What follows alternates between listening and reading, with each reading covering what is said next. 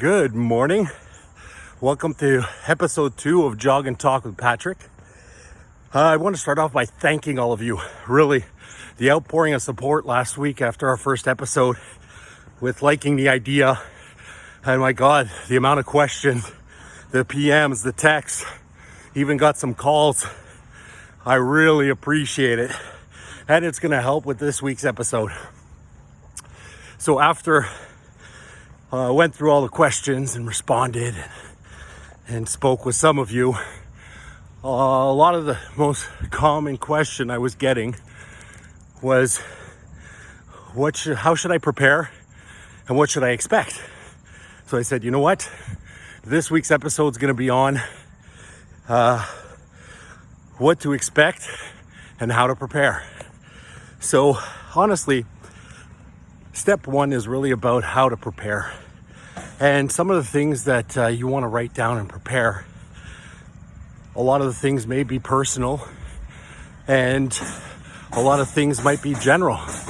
Like do I need term insurance, permanent insurance, whole life, T100, universal? What are the difference between all of them? Do I need one? Do I need all? Do I split them up? How do we work this out? Which insurance companies do you think would be ideal for me and my family and what we need? These are very important. Other questions that you might want to ask, and some ask, are, underwriting. What's kind of the process for the underwriting? And just to tell you up front, a lot of the time the process, is usually about 90 days for an underwriting. That's the allotted time that they're allowed to go through your file and see if they're going to approve you standard, preferred, or risk. However, most of the time it's standard, and hopefully it stays that way. And if it's not, we don't refuse anybody. It doesn't matter what your condition. We're going to be able to find you something no matter what. So keep that in mind. Now, those are some of the questions. Now, some of the things to expect and what you should be expecting from a good financial advisor, and things that I would need to know while sitting in front of you, are things like, what are your goals? Why am I here? What are you looking for this insurance to do or to cover? A lot of times it may just be for a mortgage, and that's simple needs analysis for a mortgage, which is an easy calculation, and we get you covered. But other times, especially when you have a family with young children, if you're a couple or you're a single parent, this is a very, very important conversation to have, and to make sure that your planning is done correctly. So some of the things that I'm going to be asking you is, what are your expectations for the next 5, 10, 15, 20 years? How is your family going to survive, God forbid, something were to happen to you tomorrow? And you want them to keep the same lifestyle as today. And some of the lifestyle, it's not just a mortgage payment, which is super important, of course, but you got to think about other things. Is your child or children in private daycare? Do you want them to go to private school at some point, elementary, high school, maybe a private college, university? What are your goals for them at that stage? Budget.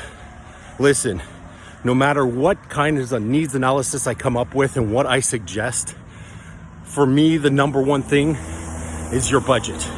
It has to work within your budget, because the last thing that I want is for your friends to be giving you a call once the pandemic is behind us and say, hey, let's go for a drink. And you say, sorry, I can't.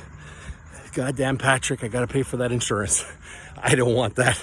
So that's why we have to make sure it fits nicely in your budget while keeping your family protected. So, so that's going to be a lot of the things and the topics that we're going to be talking about, to really put together a proper financial needs analysis, so that I'll be able to talk it over with you. You're going to get a copy of this, be able to, look it over, talk it over with the spouse, because it is very important. And A lot of people don't think about little things and things that I'll be asking you about, such as, what after school activities are your kids in? Let's say it's in hockey. I have a lot of friends and colleagues that have kids in hockey.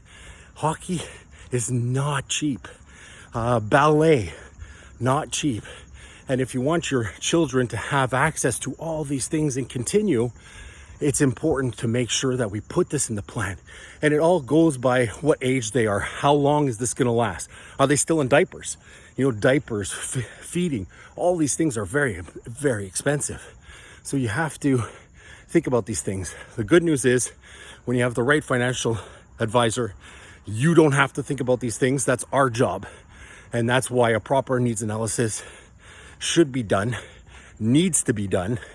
That way you can comfortably go to sleep with your head on the pillow, knowing that everything is well taken care of.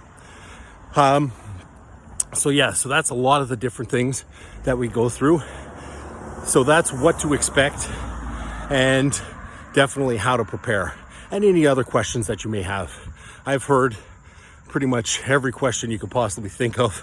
So never be shy, be as open as possible to make sure that when I sit down, if it's term, permanent, whole life, universal, a mixture of the two, whatever it takes to fit into your budget, you want to make sure that it's set up properly.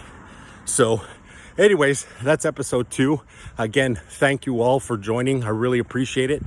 Please keep the questions coming so I can come up with a new topic next week that's going to be interesting to you guys. If you're following me, great. If not, and you like the content and you want to continue, joining in our discussions on every Friday morning, and shoot out your questions, and maybe one of your questions we're going to respond to. Please follow, especially if you're on YouTube. We just started a new channel, patrick.serby-bougie. So you can click, subscribe, and I hope to see you next week. Anyways, enjoy your Fridays. It's a hot one, and I hope everybody has a great weekend. Stay safe. Bye for now.